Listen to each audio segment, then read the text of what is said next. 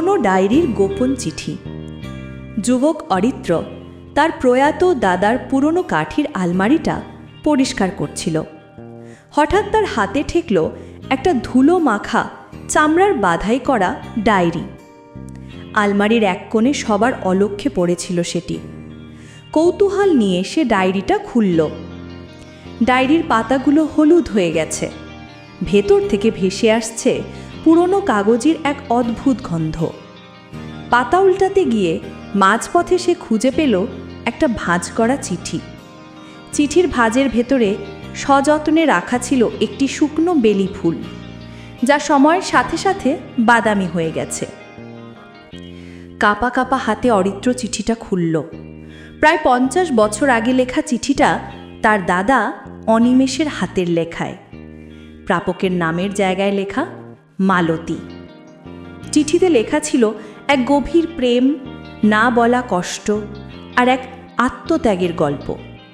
পারিবারিক কারণে অনিমেষ তার ভালোবাসার কথা মালতীকে জানাতে পারেননি। চিঠিটা পড়ে অরিত্র স্তব্ধ হয়ে গেল। সে তার হাসি খুশি দাদার ভেতরের এই চাপা কষ্টটা কোনোদিনও অনুভব করতে পারেনি। তার মনে হলো এই চিঠিটা মালতীর কাছে পৌঁছানো দরকার। দাদার না বলা কথাগুলো তার প্রেমিকার কাছে পৌঁছে দেওয়ার এক তীব্র ইচ্ছে তার মনকে আঁকড়ে ধরল। চিঠিতে ঠিকানা হিসেবে শুধু লেখা ছিল ফরাশগঞ্জ, ঢাকা। অরিত্র ঠিক করল সে যাবে ফরাশগঞ্জে। এই পুরনো ঠিকানাই তার একমাত্র সূত্র।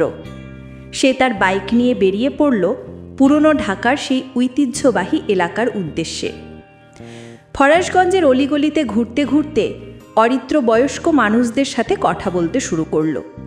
সে 50 বছর আগের এক মালতী নামের মেয়ের খোঁজ করছিল, কিন্তু কেউই তেমন কোনো তথ্য দিতে পারল না। সময় যেন সব স্মৃতি ধুয়ে নিয়ে গেছে। বেশ কয়েক ঘন্টা খোঁজার পর এক পুরনো লাইব্রেরির গ্রন্থাগারিক নামটি শুনে একটু থামলেন। তিনি বললেন, এই নামের একটি পরিবার এখানে থাকত, কিন্তু দেশ স্বাধীন হওয়ার পরপরই তারা এলাকা ছেড়ে চলে যায়। তবে তাদের এক আত্মীয় হয়তো এখনও কাছাকাছি কোথাও থাকতে পারে। নতুন ঠিকানা নিয়ে অরিত্র শহরের অন্য প্রান্তে একটি পুরনো বাড়িতে পৌঁছল। বাড়ির বারান্দায় একটি চেয়ারে বসে একটি বৃদ্ধা গাছদের যত্ন নিচ্ছিলেন। অরিত্রের বুকের ভেতরটা ধক করে উঠল। এই কি তবে মালতী? অরিত্র সাবধানে এগিয়ে গিয়ে বৃদ্ধাকে তার নাম জিজ্ঞেস করল।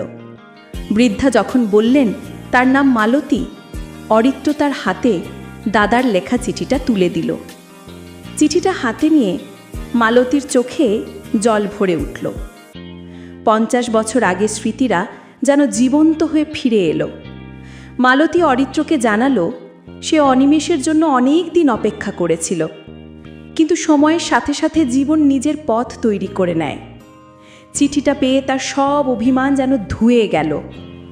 অরিত্র যখন ফিরে আসছিল তার মনে হলো সে শুধু একটি চিঠি পৌঁছয়নি, বরং দুটি আত্মাকে সময়ের ওপারে গিয়ে মিলিয়ে দিয়ে এসেছে।